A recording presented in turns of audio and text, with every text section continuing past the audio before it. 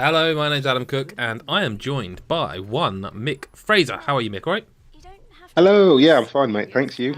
I'm great. I'm great. And because we're here to talk about a game that's, I actually think doesn't have a lot of hype behind it, which is interesting because this is a game by Volition, who are the people who made Saints Row, and it's Agents of Mayhem. Mick, what on earth is this game, and what's it all about?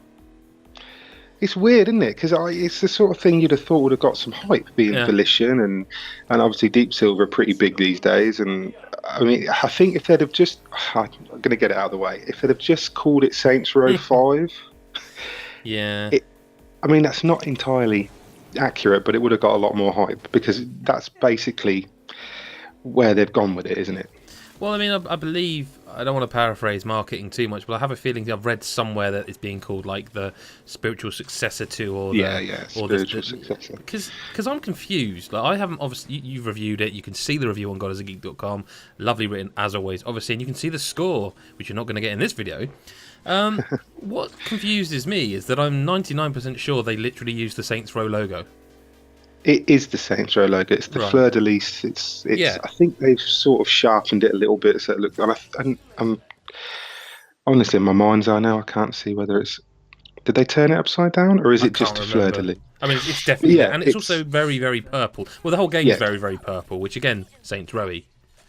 It's in fact it's nearly got everything that is in that makes Saints Row Saints Row. Right. I mean, it's got Stillwater and Ultor and Pierce Washington's a character and Johnny Gat's a character, and although it kind of is like a alternate universe Right. of Saints Row, if that makes sense. Because I think the Johnny Gat that's in, I don't want to give too much away at all, but the Johnny Gat that's in Agents of Mayhem is a former cop, so it's not like.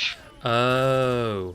You see, it's not Right. strictly. It's very much a weird kind of hybrid of Saints Row and other stuff. So it's a bit of a weird one, So it's but not. it's definitely Saints Rowish. It's not quite as out there as recent Saints Row games either. I mean, let's get down to the nitty gritty then. What I mean, if people are seeing it, obviously, as we're talking, it is a third-person character open world game. What can people expect from it, and what did you think of it? I suppose. Well, there's a lot of diversity in it, in like the characters. It almost is like it's almost like a character shooter, like an arena shooter in terms of like the character spectrum, because there's 12 characters or 13 if you get the Johnny Gat DLC. And it's got a very sort of arena shootery feel to how the characters are set up. So like each one is very different. There's archetypes like I think they're called skin piercers, are the ones that do more damage to enemies that aren't armored. And there's like there's ones that are better designed for stealth. And if you want to go stealth, it's a loud game, but you've got that option if you want to try. I mean, some of the characters can go invisible. Yeah. And you start off with a core of 3, and you have to unlock the others as you go. And they're all very different. Like their moves, they've all got specific. Like there's only you don't collect guns. You've got the gun that your character's got, and then you unlock what they call gadgets in the game, which you can apply to your weapons and your special ability. Like you've got a primary weapon, a special ability, a mayhem ability, and then you apply gadgets and accessories to those to give them different effects. Which is quite I found cool. them interesting because, like, to take Hollywood, the sort of one of the celebrity kind of character, I found it interesting because, obviously, again, I haven't played as much as you, but what I found with his, not his mayhem ability, his sort of ability, where I found all the gadgets I was finding, I actually just preferred the original one because, like, for him, it's just a grenade that he launches kind of from his chest. It's a bit weird.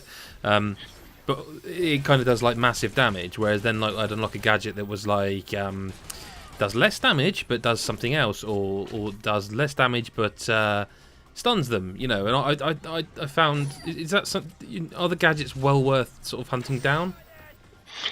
Yeah, they are. I mean, there's loads of them as well, and some Yeah. of them do.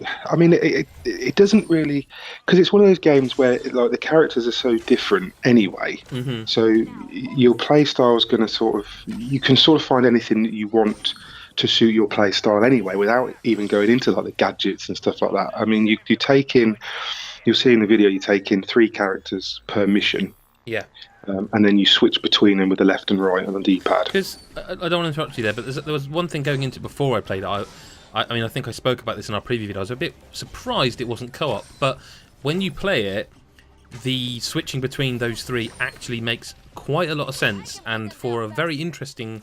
Because it's kind of like having 3 lives, isn't it? Yeah, exactly. When one character goes down, the others can carry on fighting until you find the little fleur-de-lis symbol, which fills up your mayhem gauge and then brings the downed character back to life. Yep. So it's kind of like you don't need it doesn't really need to be co-op because you've got everything you need. It probably wouldn't make sense to be co-op actually. Well, yeah, exactly. Now you've played it. And because once you get into it and you've unlocked, because you only start with the 3 characters, there's Hollywood that you mentioned, and Fortune, and the big guy Hardtack, and you start off with those 3 characters, and then you play the missions to unlock the characters as you go. Yeah. But once you've got sort of a few hours into it and you've unlocked maybe 3 or 4 of the other characters, and you've got like quite a diverse lineup to switch between, you don't really need the co-op element because you've got sort of everything you want, everything you need to suit whatever playstyle, whatever mood you're in. If you want to play a mission and just go loud, you could take like Hardtack and Daisy and Hollywood, or if you want to go stealth, you've got Rama, and later on you get a character called Oni, who's like a Japanese Yakuza guy, and they've got like an invisibility cloak that lasts for a couple of seconds and things like that. So you've got options, and you kind of want them all at your fingertips anyway. Like if you had to go in and play with somebody else, and then that limited the characters that you could play as, that would be a little bit frustrating and restricted. So I mean, people are seeing it. I think it's got a style about it. It's very purple, very, very purple. But I think it's got a style, and that the cartoon animation sort of cutscenes are really nice looking. It's a very minor gripe. I had some issue with some of the voice acting. There's what I think is Friday is the very British, very English, very stereotyped. Yeah, but see, that's the thing. I can't tell if it's a joke or not because she's got. Hello, I'm very British, and then she says, "Oh, if you could collect the data that would," and it's like data. I've never heard anyone say that. Well, I don't think anyone says that. You know, like, I don't think that's them being like, oh, I'm British, so I'm going to say data. I don't think anyone says data, but I don't know if it's a joke or not, and that's sort of leads nicely into the sense of humour, because I think it is very Saints of Row, and I think sometimes hit and sometimes miss. Like there's a section, one of the story missions where it's very childish. This, and as a man of my age and your age as well, I shouldn't be laughing at the fact that you're having a boss fight, and in the background there's a radio thing playing that's constantly going on about Uranus. I mean, someone even corrects it. No, it's Uranus. Please stop saying Uranus. But I found that funny. I found some other bits not as funny. I don't know about you, but also I suppose the most important thing I suppose I haven't asked you yet is, I mean, I know this because I've read the review, but you rather enjoyed this game, didn't you? I did, yeah. It's a lot of fun, and it's good because a lot of it's not. I'm not going to do that thing where you go, about time this year we've had some fun. It's not like that, because we've had some decent games this year. Time, yeah. It has been a good year so far, and there's a lot of good stuff to come. But I've kind of been missing that Saints Row thing since Saints Row 4 came out a couple of years, because I didn't play the new version. I didn't play the Get Out of Hell. Yeah, I didn't play that. I didn't actually. I heard bad things, so I just left it. Yeah, so I mean, I haven't played a Saints Row game since Saints Row 4 came out, which was last gen. It was quite a while ago now. Yeah. So I've kind of been missing that kind of feeling. And if you are a big fan of Saints Row, then you're going to love this, because it's refined a little bit. I will give Volition that. It doesn't just feel like they've taken a Saints Row template and thrown a load of characters at it. It doesn't feel like that. The shooting is pretty precise. The guns have some really nice impact. It's got a lot of verticality, which they obviously took from Saints Row 4, when you could fly around the city and stuff. And you can't fly around the city in Agents of Mayhem, but your characters have got double jumps and boosts and wall grabs, and you can climb like up to the top of skyscrapers and leap off, and you can tear around the city in a car, and it's very, very tongue-in-cheek. And like you said about the humour, some of the humour is a little bit off. There's a lot of dick jokes, and it's very it's puerile. It is very childish humour, juvenile. Yeah, but occasionally there's a real zinger in there that's had me belly laughing a couple of times. And it's always the stuff in the background, like the big stuff. that's in your face, where they've obviously written it to try and be funny. That's not as funny as the stuff like you said in the background, where they're just talking about Uranus for 10 minutes while you're running, and it's you just catch snippets of it and just find yourself chuckling to yourself.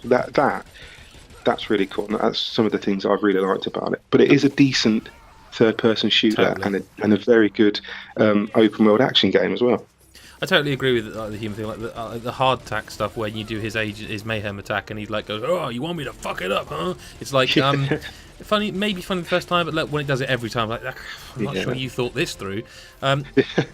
You know, very briefly. There's a little bit of that. Go on. Yeah, no, there is. Very briefly though, we should mention you played on PS4 for the review. I played on Xbox One. There is a PS4 Pro patch. I don't know if it's out now or if it's coming to enhance the game. I personally, from what I've played of Xbox One, I would say there's nothing wrong with the Xbox One version. Perhaps I've played a lot of PS4 Pro and PC recently, but it does feel like it could run a little bit better. So I would suggest, hopefully they'll patch it for Xbox One X. Do you know what I mean? Like, there's no reason they shouldn't. Yeah. It can be a little bit juddery in places. Bit, like the frame rate does suffer a little bit when it gets crazy, and it's like it's a very busy game though as well. That's it. And I think that's what I mean. I think the frame rate would labour anyway with a game like this, but I think it's not helped by the fact that it is so frantic and there's so much going on. So it's Agents of Mayhem, so you want that to be that. But some of the firefights, especially when you're in an enclosed space, like when you're tackling a lot of underground Legion labs and things, some of those enclosed spaces where there's just explosions going off everywhere and bad guys are literally running up the walls and zinging around you, and you're trying to shoot and turn and spin, and you've got the motion blur going on, and it can, when the frame rate sort of starts to stutter, it can all feel a little bit like I need to close my eyes for a second afterwards and sort of reset my brain. But then that sounds like a bad thing, but it doesn't feel like a bad thing when you're playing, because you want it to be mental, because when it goes crazy, when shit gets really mental in the game, that's when it's at its best. So. When you could say there was mayhem happening. Mick, people can find you on Twitter for more questions at Jedi_beats_tank. Obviously, still haven't shortened that. Yeah, it's what? Sorry, still haven't shortened that. Yeah, no, you need to. You can also just at God is a Geek, and we'll make sure Mick gets any messages. Obviously, Mick, thank you very much for your time. No problem. And do make sure you go to godisageek.com and read the full review. Thanks very much, and we'll see you in the next video. Bye bye for now.